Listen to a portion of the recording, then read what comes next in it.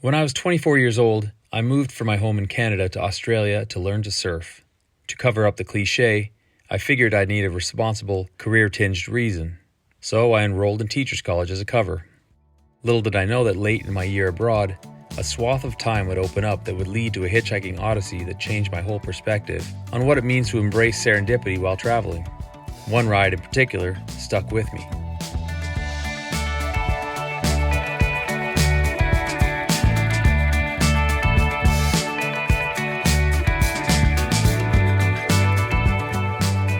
The neon green swim goggles are prescription, and I need them, bad.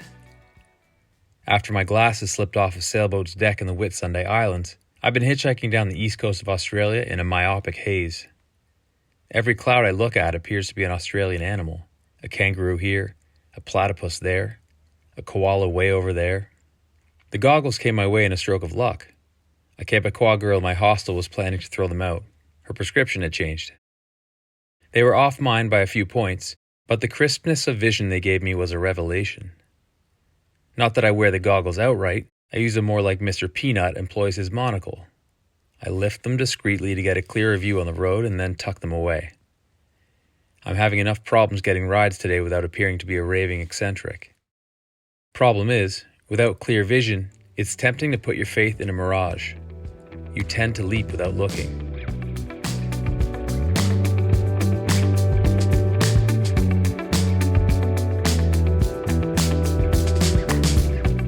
The 2 p.m. sun blazes right through the porous ozone. I've got a trucker's cap on with a towel draped down my neck, desert style. My side of the 2-lane road aims toward Crescent Head, a sleepy surf town in the northern reaches of New South Wales. I'm crouched beside my dust-caked bag when I hear brakes on gravel. Looks like I've got a ride in that direction. I hustle up the shoulder to the silver VW Rabbit and take in the scene. 3 people inside, windows rolled all the way down, music blaring. Is that Slim Dusty, Australia's version of Stompin' Tom Connors? A good sign. The walk to a potential ride offers a quick instant to register what you're in for. And by the time I reach the passenger side window, I freeze. All 3 of these girls are wearing swimsuits. Soak this in, I tell myself. After days of riding shotgun next to variations of Reg, the pink-faced cursing cattleman, this ride looks like sweet tonic, a mirage, something to tell the grandkids. I feel the siren call and not 1 ounce of me resists. What can go wrong?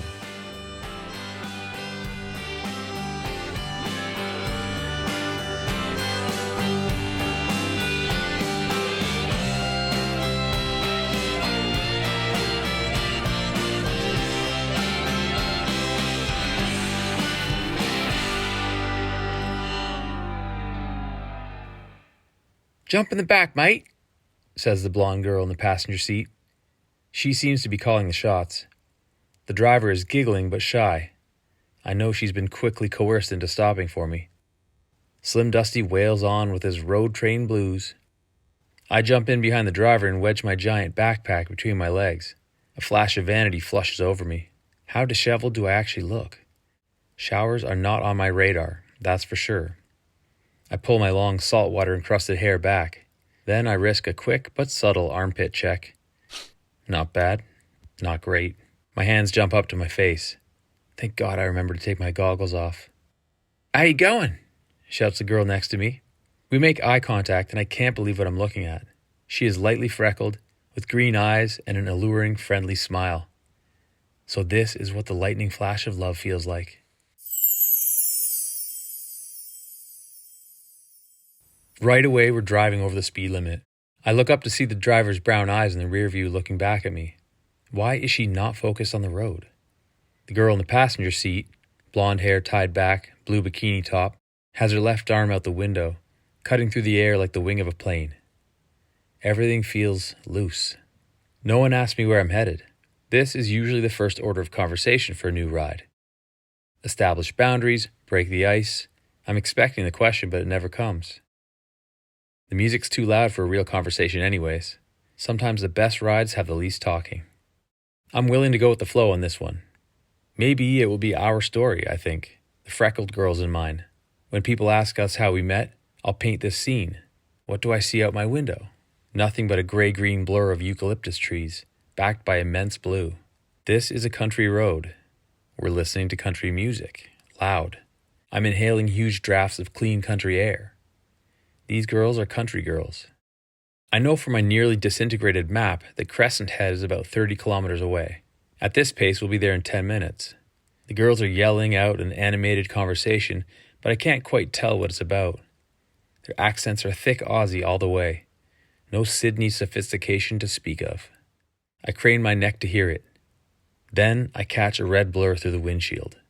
It's a logging truck coming our way. Blue Bikini in the passenger seat is rummaging through her purse. The driver, let's call her Giggly, reaches over to help. Freckles next to me has her eyes closed, belting out the opening to a pub with no beer. Then it gets real. We've drifted into the oncoming lane. I get the sudden urge to grip a steering wheel. As the truck closes in, I open my mouth. Nothing comes out. A second later, my voice arrives. Hey, truck! Giggly snaps her head just as the truck blares his horn. Then it's a car-wide cry, me included. We swerve to correct and go from straddling the yellow line straight over to the left shoulder. A wrenching turn that slams me against the door. We're still flying, too. As soon as we touch gravel, Giggly throws us back to the right, zigzagging madly to correct her course.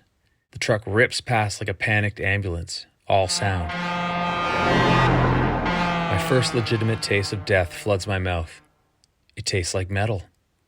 I meet my future wife and then we die together, I think. Ha! Funny. The rabbit is out of control now, heading for the opposite ditch. The radio is drowned out by screaming tires, hammered brakes. We're fishtailing. When we hit the gravel, we're completely sideways. I see a wall of dense forest flying toward us. Our skid feels eternal. Brace for impact, my brain tells me.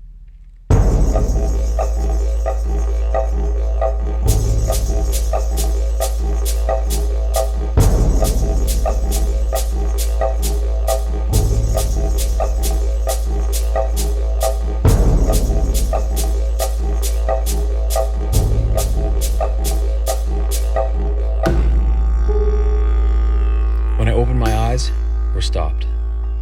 2 feet away from my door is a tree you couldn't wrap your arms around. I register it in muted tones. Ivory green skin with patches of peeling gray. My legs are a vice on my backpack. Next to me, crushed up against me really, is Freckles, her hand gripping my left forearm, nails embedded in my skin. A cloud of dust shrouds the car. I make out a tinny voice crooning, as the barman says sadly the pub's got no beer. I slowly exhale. That was damn close. As I turn my head toward Freckles, I feel her hand release my arm. 5 tiny crescent-shaped white marks appear on my skin. Mate, she says, you all right? Yeah, I think so, I say. My right hand has already pulled the latch on the door. It swings open and bumps dead against the giant eucalyptus. Now all 3 girls are looking at me. Where are you going? Asks Blue Bikini. Oh, I think I'd better get out here, I reply. Thanks, though. Thanks for the ride. I take one last look at Freckles and let the dream go. My future erases like a swiped chalkboard. Blank slate again. I haul my bag out, close the door, walk a few steps and collapse in the tall, dry grass. I can hear animated conversation over the music. Then 2 sharp honks on the horn. Then spinning tires on loose rock. Finally, silence. The ride is over. Above me, I see one lone white cloud, shaped very much like a wombat. Spherical almost. Of all the strange new creatures I've met in the Australian bush, I think I like wombats best. Maybe it's the name, Wombat. I have no idea where I'll sleep tonight, where I'll be tomorrow, or if I'll make it back in time to finish my teaching degree. But hey, there's a wombat up there in the sky right now. I dig in my pocket for the goggles and hold them over my eyes. Clarity comes and my illusion is extinguished. That's no wombat, mate. That's just a cloud. My name is R.C. Shaw, and this is my short.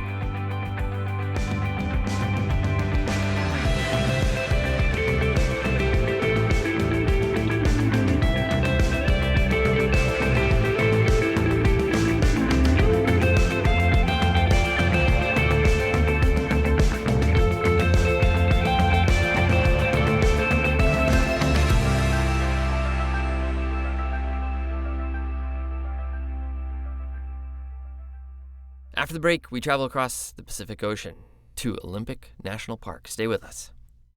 Hey everyone, it is that time of year. We need your shorts, your stories, because you power this show. We hear from so many of you that one day you're going to submit your short and send it to us at the Diaries. Guess what? That moment, it could be right now. So make it a New Year's goal or use it as an excuse to take a break from Uncle Joe at the holidays. You make this community, your voice is valued. You can find all the information you need at our website, dirtbagdiaries.com. Click on the Write Us tab where you can find instructions and the submission form. Pay attention to it. It helps the cause. Trust me. Link is in the show notes, so take a moment, click on it, consider it, and then get to work. You've got until January 19th to send us your short. Once again, it's dirtbagdiaries.com/write us.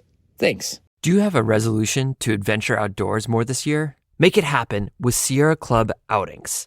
Leaders in conservation-focused, active outdoor adventures, Sierra Club Outings hosts over 250 small group trips every year where you can backpack, kayak, raft, volunteer, and more. These trips fill up fast, so reserve your spot at sierraclub.org/outings and use the code DIRTBAG to get $100 off.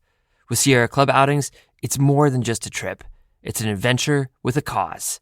We'll put a link in the show notes. Check out all the incredible trips they have and make that resolution happen. The lobby of the Lake Quinault Lodge proudly displays a map of Olympic National Park pockmarked with points of geological and arboreal significance. Champion trees of several species litter the map in the Quinault region, but what caught my eye was a tiny X located in the middle of the park denoting the largest subalpine fir in the world. When first documented by Herb Chrysler in the 1930s, the fir measured 20.2 feet in circumference and was 129 feet tall. My interest was piqued by the possibility of a treasure hunt in search of the tree. With no direct trail access, viewing this tree required commitment. Fortunately for me, my girlfriend Melina was the queen of Type 2 fun and willing to accompany me into the Bailey Range for a week-long excursion in search of a tree among trees. While the Baileys are a fabled route among Pacific Northwest hiking aficionados, the traverse does not appear in any published hiking guides. Useful trip reports are as few and far between as freshwater sources. Melina and I planned a 5-day out-and-back hike averaging 9-mile days, involving Class 3 scrambling skills with significant exposure. In 2018, 20% of backpacking parties attempting the Bailey Range traverse encountered circumstances that resulted in at least one member of the group requiring rescue. I learned this fact during a conversation with Olympic National Park rangers while scheduling our backcountry permits. That statement registered in my mind, but Melina and I were experienced backpackers in strong physical condition. I convinced myself that as long as we took our time and necessary precautions, we would be able to avoid becoming a statistic ourselves.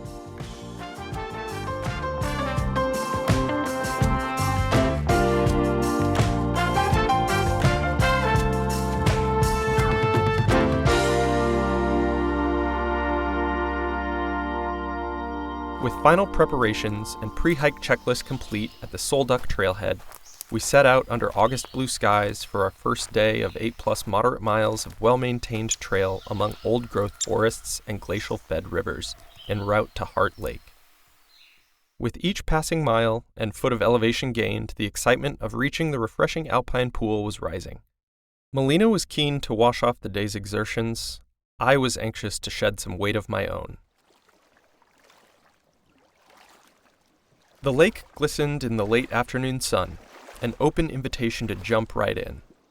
I dropped my pack behind a fallen log along the shore and fished out a small box with as much nonchalance as I could muster. My heart was pounding and my mind racing, yet I was remarkably focused. This was a moment I wanted to remember forever. While Melina snapped photos of the peaks and butterflies dancing among the wildflowers surrounding the lake, I waded into the water as my sense of time started to warp. I drank in the scenery, gathering my courage and giving myself a pump-up speech that could best be summarized as, "Don't screw this up." Out of the corner of my eye, I registered that Melina was about to join me. This was my opportunity to seize the moment. I proposed to Melina on one knee in Heart Lake with a simple, "Will you marry me?" After what felt like minutes of Melina working through various stages of confusion, disbelief, and ultimately comprehension, she finally found the word yes. We celebrated with a refreshing alpine dip, long pulls from a warm, pack-jostled bottle of champagne surreptitiously stashed away in my bag, and shouting the good news to other hikers that had witnessed the event from across the lake. For that night, we didn't give much thought to what the trail had in store for us in the coming days. We basked in the alpenglow of Mount Olympus in the distance and dreamt of the life we would spend together.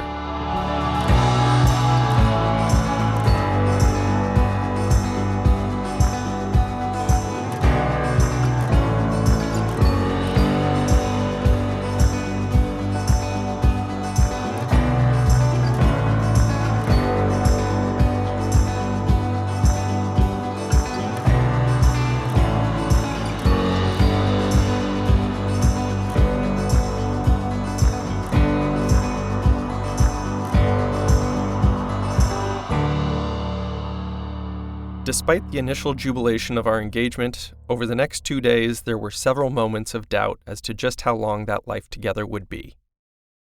As the early morning sun started to stream through the trees, we departed Heart Lake with high spirits and a spring in our step. We meandered 4 miles along a rustic CCC trail toward the infamous Cat Peak Catwalk, a quarter-mile-long Class 3 scramble over and among boulders between Mount Carey and Cat Peak. This is where the Baileys officially begin. We crossed paths with an old-timer swigging water from a repurposed Listerine bottle and schlepping what looked like an 80-pound pack that rose a foot above his head. We chatted with him for a few minutes and learned that he had been exploring the Baileys for over 40 years. He assured us, the catwalk is not as bad as it looks. The trail along the catwalk wasn't obvious. Melina and I painstakingly pulled ourselves up and across the rocky spine as our heavy packs worked against us in the opposite direction. We were grateful for the handholds provided by sturdy trunks of stunted fir and mountain hemlock that helped us steady our mild vertigo and offered some semblance of an anchor to the earth. Just when we started to wonder how much further the catwalk would take, our feet found the path of the Bailey Range traverse.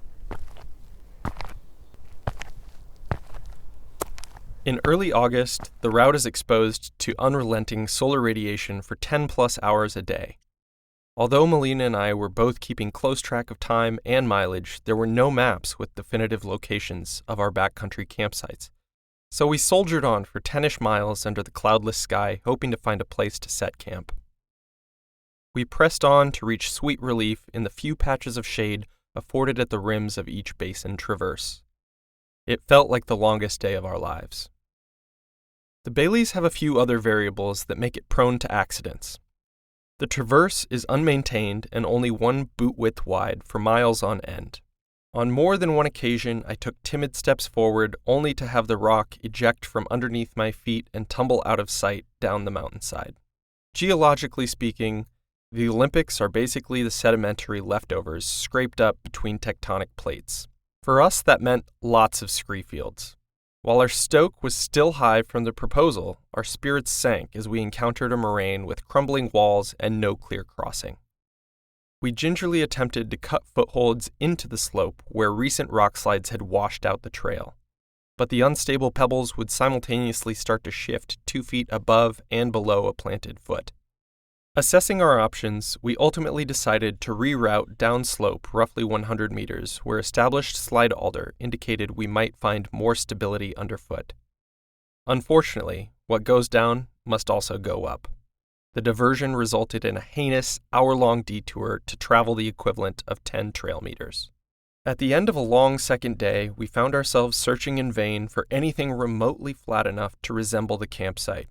With light quickly fading, we called an audible and charged 500 feet straight up a rocky slope to set camp on the saddle above Stephen Lake. We were rewarded with incredible views of Mount Olympus and the Hoh River parading toward the Pacific Ocean sunset. Exhausted from the physical exertions of the day, we debriefed over freeze-dried dinner. We recounted our conversation with Listerine Man, who had discouraged us from even pursuing the subalpine fir.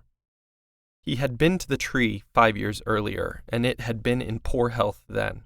If the fir was still alive, we would likely be eaten alive by the mosquitoes of Cream Lake, he had counseled. Additionally, the trail to the fur was obscured by a matchstick box of downed trees and avalanche debris. We had laughed it off at the time. I admitted to Melina that my euphoria of the proposal had been replaced by acute anxiety. The loose rocks that had nearly took me down the side of the mountain multiple times that day had me spooked. The entire trip had been my idea, and I wasn't having nearly as much fun as I had hoped. We weighed our options and decided to put the Bale in the Baileys. We would hike back to the more maintained trails where we could relax among alpine lakes and celebrate our engagement. I slept well that night. We awoke the following morning to find fresh bear bombs littered around our camp just feet from our tent. The culprit was still in view across the basin, foraging for roots and insects, thankfully ignoring our food cached in the bear canister. With breakfast and morning rituals complete, we ran through our objectives for the day. 1. Safety first. 2. Reverse course and return to maintained trails. 3. Every step counts. Within 5 minutes of starting our descent back down the trail, Melina was bucked by a less than sturdy rock and fell to the ground, dislocating her right shoulder. We decided to relocate her shoulder back into the socket and try to carry on. With Melina's arm tucked tightly to her side, I grabbed her elbow with my right hand and firmly lifted her arm up until I could feel the ball of her shoulder with my left hand and guide it back into the socket.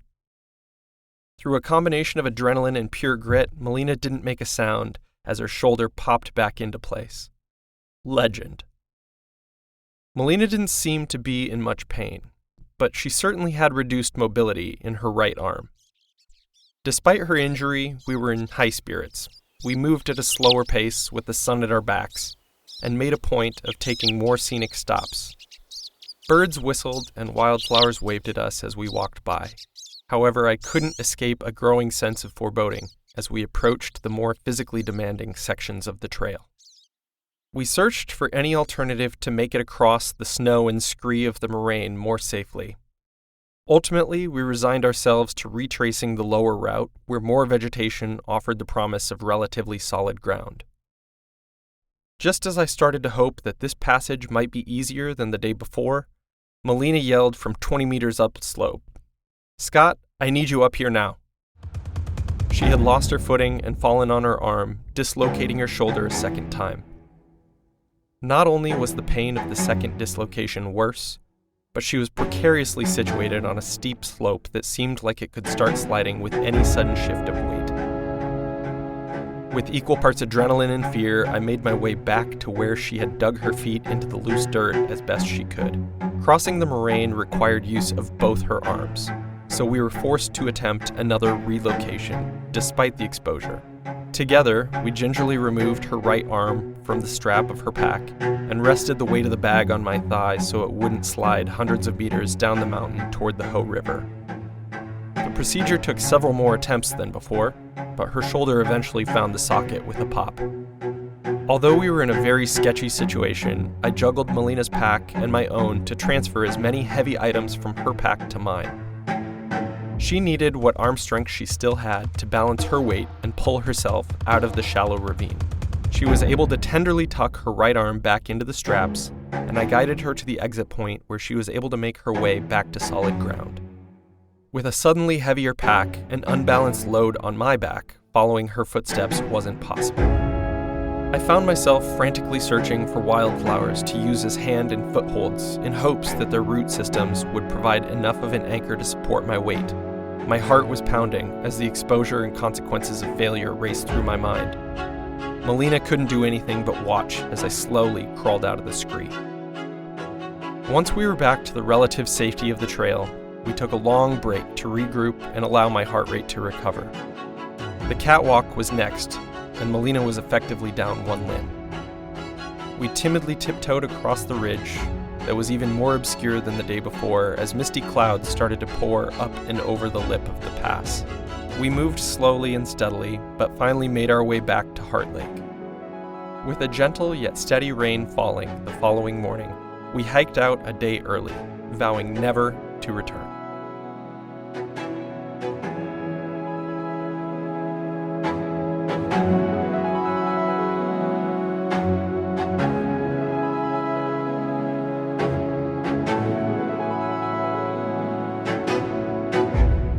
Although our original objective was abandoned and left to decay deep in the wilds of the Bogushil Valley, I firmly believe that the true measure of any worthy adventure are the stories told and the lessons learned.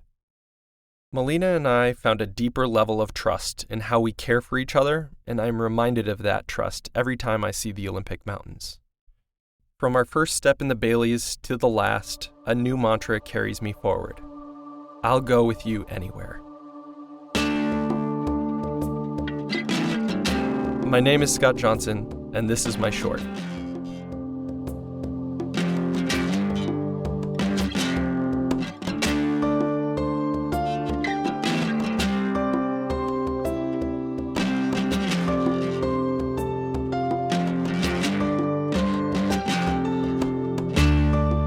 Thank you, RC and Scott, for sharing your stories. RC is a writer based in Nova Scotia with a new book out called Captain Solitude.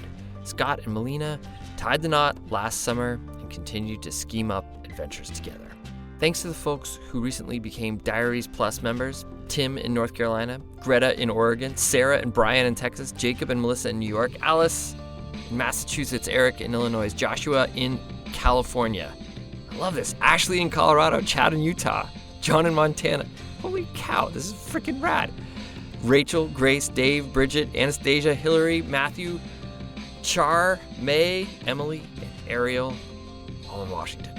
And thanks to our international listeners too. We haven't forgotten you. Julian in DC, Dan in Manitoba, Susanna in Nova Scotia. I love this. This is great. Nate in Germany, Ben in Scotland, and Matt in Australia. Damn, seriously, you're powering this show right now. Thank you. You're making it possible for other people to listen to this by subscribing to Diaries Plus. You can get the link in the show notes to join. Seriously. Music today by Phantom Sun, Greg John, Benny Reed, Bridge City Revival, Alabasi, Baleen, and Brendan O'Connell. The tracks are courtesy of the Artists or Track Club. Jacob Bain and Nis Cotto composed our theme song. You can find the links to the artists on our website, dirtbagdiaries.com. This episode was produced by Skylar Perwins and Becca Call with additional production help from Lauren Delani Miller. Becca Call is our executive producer. I'm Fitz, and you've been listening to Dirtbag Diaries. Thanks for tuning in.